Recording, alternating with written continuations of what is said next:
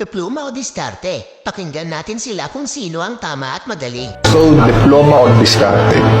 Unang-una, wala akong masyadong bilib sa sistema ng pag-aaral dito sa Pilipinas. Kasi karamihan ng na-experience ko sa journey on how to have a successful life, wala ako halos nagamit masyado. Nagaling sa eskwela.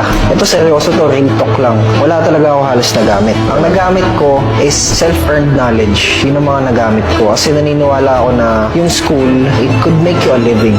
Yung sarili mong pag-aaral, it could make you a fortune. So, doon talaga ako nag-focus. Tsaka, hindi na din ako babalik sa college. So, kung tatanungin mo kung diploma o diskarte, hindi na mahalaga.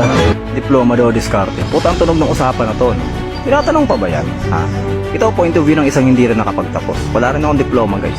Lahat ng supporter ko, lahat na nakikinig sa akin, lahat na nanonood ng videos ko, lahat na nanonood ng live ko, lagi kong sinasabi sa mga bata, mag-aral kayo, tapos yung pag-aaral na kumuha kayo ng diploma. Bakit? Anong pinakauna kong rason? Nasa Pilipinas ka. Pilipino ka. Pilipinas, sobrang taas ng standards, mababa sahod. Mag-a-apply ka ng kayar sa mall, dapat college graduate. Na-imagine yan kung gaano kahirap ang buhay ng walang tinapos sa Pilipinas. Pangalawa, madalas respeto sa'yo ng tao nakadepende kung ano tinapos mo. Pag wala kang tinapos, wala silang respeto sa'yo. Kayo kung gusto nyo maranasan yun. Pangatlo, di ko maintindihan itong mga motivational speaker na to na nagsasabing, huwag na kayo mag-aral, dumiskarte na lang kayo, mas importante yung diskarte kaysa diploma. Tapos wala silang diploma. So saan sila kumukuha ng comparison? Paano nila nasasabi na mas okay yung diskarte sa diploma kung hindi nga nila naranasan na magka-diploma? Paano mo magkukumpara yung isang bagay na hindi mo nga nakuha?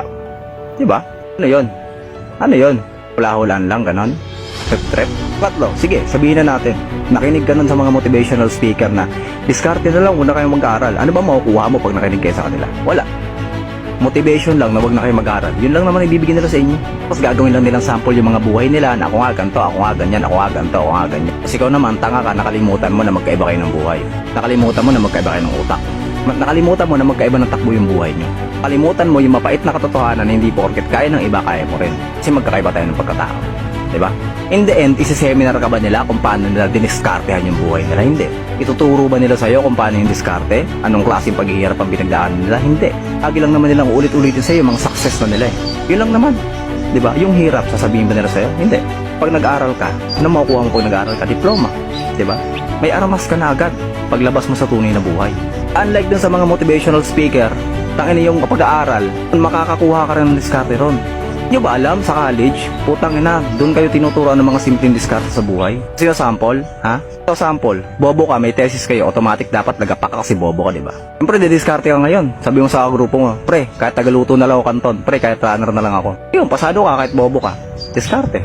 Making something out of nothing, diba? Makakapag-adjust ka, kahit kakaunti lang yung meron ka. Yun ang diskarte. At yun ang makukuha mo sa college. Mas mabuti pa yung kolehiyo, tuturuan ka ng diskarte kaysa doon sa mga putang ina motivational speaker na yan, mga walang kwenta. Ang pinaka nakakatawa doon, isasample pa nila minsan, si Mark Zuckerberg. Si Mark Zuckerberg nga, undergraduate pero bilyonaryo na ngayon. Puta na si Mark Zuckerberg, henyo yun. IQ nun, 152. Kasi ikaw naman natatanga-tanga ka, hindi mo nga alam kung ano yung square root ng 12, naniwala ka naman. Paano nyo dapat gawin yung motivation? Si Johnny Sins.